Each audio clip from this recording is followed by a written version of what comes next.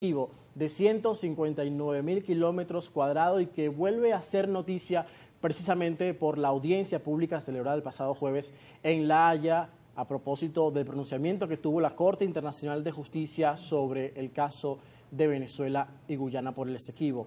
Dylan, en principio había confusión sobre lo que se anunciaba el día jueves.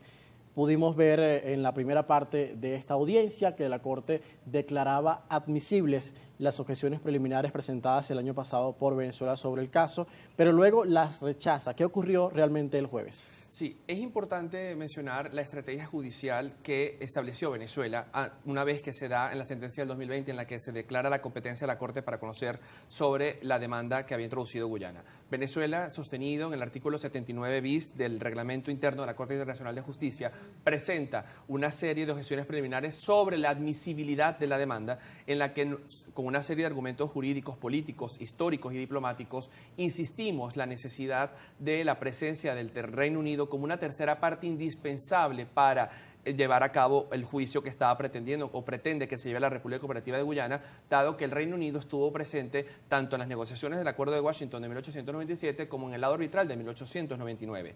E incluso me gustaría destacar uno de los argumentos que presentó en ese momento la exposición de motivos del Canciller de la República, el doctor Farías, en 2022, en el que se explica que si la Corte falla sobre la legalidad o la ilegalidad de la conducta fraudulenta que llevó a cabo el Reino Unido en el marco del Tratado Arbitral de París de 1899, esta sentencia tendría consecuencias no solamente sobre la validez del lado arbitral de 1899, sino que incluso tendría consecuencias para el Reino Unido, ya que Venezuela podría invocar el artículo 69 del Acuerdo de Ginebra, que eso es el tratado sobre el derecho de los tratados, sobre las consecuencias de haber sido víctima de esta colusión contra su territorio. Es decir, hay una serie de argumentos que debemos destacar. Los 14 jueces de la Corte Internacional de Justicia unánimemente declararon como admisibles.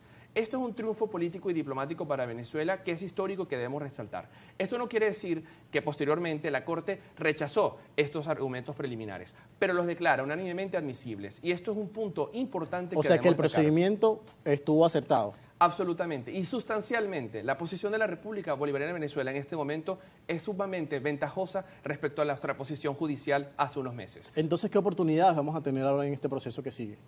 Como lo declaraba la vicepresidenta de la República, Venezuela ha tomado nota de esta última declaración y tenemos una serie de estrategias que podemos llevar adelante. Es importante insistir que nosotros no reconocemos el mecanismo judicial para la resolución de la controversia, sino que apelamos reiterativamente la conversación bilateral entre Caracas y Georgetown en el marco del Acuerdo de Ginebra de 1966 para conseguir, como se estableció en este acuerdo, una solución satisfactoria y práctica para las partes, a través de una serie de mecanismos que deben ser convenidos por ambas partes. Ahora, pero tácitamente no se está reconociendo la jurisdicción de la Corte. Venezuela en este momento respeta la presencia y la actitud de la Corte Internacional de Justicia. Hemos hecho todos los mecanismos, se ha presentado todas las objeciones que se han tenido que presentar, se han presentado ante la Corte Internacional de Justicia una serie de juristas que pertenecen a la delegación venezolana y en este punto es posible, una de las posibles estrategias que Venezuela pueda avanzar hacia el fondo de la controversia. Y esto es una posible estrategia que el país puede ejercer, pero naturalmente reiterando que en este caso, si pasamos al fondo de la controversia, Venezuela no tiene problema en demostrar la titularidad histórica del acuerdo de la Guyana Esequiba para el país. Sin embargo, hay una serie de mecanismos que deben agotarse previamente antes del acuerdo judicial y ya será precisamente decisión de las autoridades venezolanas cuál será el camino a seguir en esta partida de este momento. Bien, Dylan. Ahora, ¿qué llevó a Guyana a separarse del Acuerdo de Ginebra de 1966? Recordemos que hace 5 años hubo importantes exploraciones y hallazgos en materia energética, sobre todo el estatal de la empresa estadounidense ExxonMobil, donde encontraba una buena cantidad de petróleo. ¿Crees que fue este el punto de inflexión que marcó esa separación de Guyana del acuerdo? Naturalmente que el caso de la Guyana Esequiba entra en la geopolítica internacional por la cantidad de recursos naturales que allí se encuentran. No solamente Venezuela está reclamando su soberanía e integridad territorial sobre la Guyana Esequiba, sino también sobre la fachada atlántica y la proyección marítima que nos daría el Atlántico, que es de vital importancia geoestratégica para el país. Sin embargo, hemos visto cómo Guyana ha recibido un importante financiamiento de grandes empresas petroleras internacionales, como es el caso de la ExxonMobil, incluso para su mecanismo de defensa con la contratación de bufetes de abogados internacionales litigantes. Esto no quiere decir, José Enrique, y me quisiera detener, que en un caso como este ante la Corte Internacional de Justicia, si avanzamos sobre el fondo de la controversia, realmente no es necesario o no es tan trascendental el hecho de que Guyana tenga a su disposición una serie de bufetes con gran financiamiento internacional, sino que en último término este tipo de controversias, así lo ha demostrado la historia, se resuelven a partir de la experiencia de los grandes académicos internacionales, de los grandes catedráticos. Y allí quisiera destacar una fortaleza que tiene nuestro equipo jurídico frente a Guyana. Y en otro respecto es precisamente que estamos a pocos días que se resuelva la licitación de la República Cooperativa de Guyana sobre un territorio que sigue en disputa. Y allí hay una violación clara por parte de Georgetown de los mecanismos y de lo que se había establecido en el Acuerdo de Ginebra de 1966. Toda la zona económica exclusiva que pertenece a la Guyana Esequiba no puede ser explotada ni por Caracas ni por Georgetown hasta que se resuelva la disputa territorial.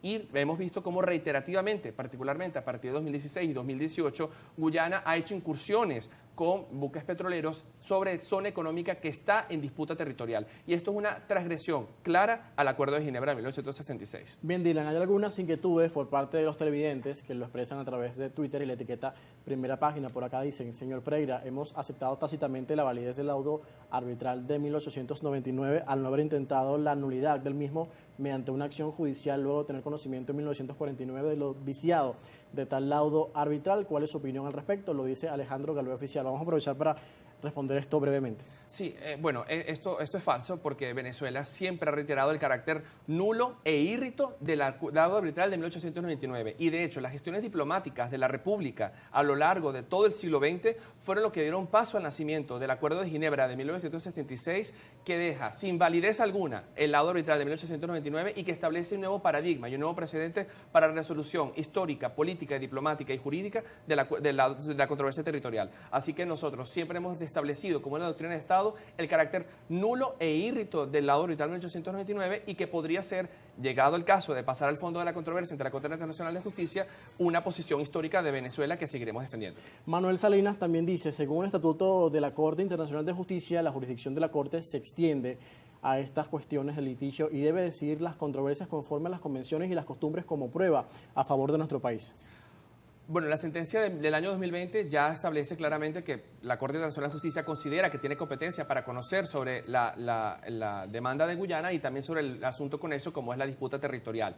Y ante un eventual proceso judicial ante la Corte Internacional de Justicia, Venezuela, como lo decía nuestro coagente ante la Corte Internacional de Justicia, solo ha mostrado la punta del iceberg de toda la evidencia que tenemos. Y de hecho me gustaría destacar que en la opinión consultiva que se le hizo al juez ad hoc, Philippe Couvert, precisamente se establece que si llegase a reconocerse la conducta fraudulenta del Reino Unido en el marco del laudo arbitral de 1899, que violaba no solamente las convenciones de derecho internacional del día de hoy, sino también que estaban vigentes en esa época, porque violaba precisamente el principio del Otis Possidetis Juris de 1810, allí la Corte tendría que decidir sobre un fondo muy distinto al que la Corte está intentando en este momento decidir a partir de la demanda que introdujo Guyana en el año 2018.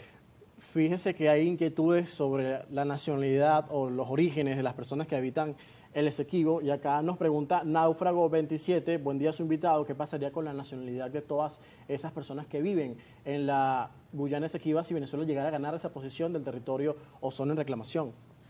Naturalmente que como al ser parte del territorio de la República Bolivariana de Venezuela, todos los derechos y privilegios que pertenecemos a los ciudadanos venezolanos estarían extendidos a toda la población que allí vive. Y esto es una oportunidad interesante para rectificar que Venezuela debe exequivar su política. La defensa de la integridad territorial del país y de nuestra defensa y soberanía sobre los derechos legítimos que tenemos sobre la Guyana Esequiba deben estar por encima de cualquier controversia política e ideológica. Es un tema de Estado que debe estar acompañado por la academia, por la sociedad civil, por el activismo y debe unir a los venezolanos bajo un criterio común, sea cual sea la decisión y la estrategia que adopte la República. Y sobre todo incentivar muchísimo más la educación sobre el tema de que los venezolanos se vinculen con la causa que representa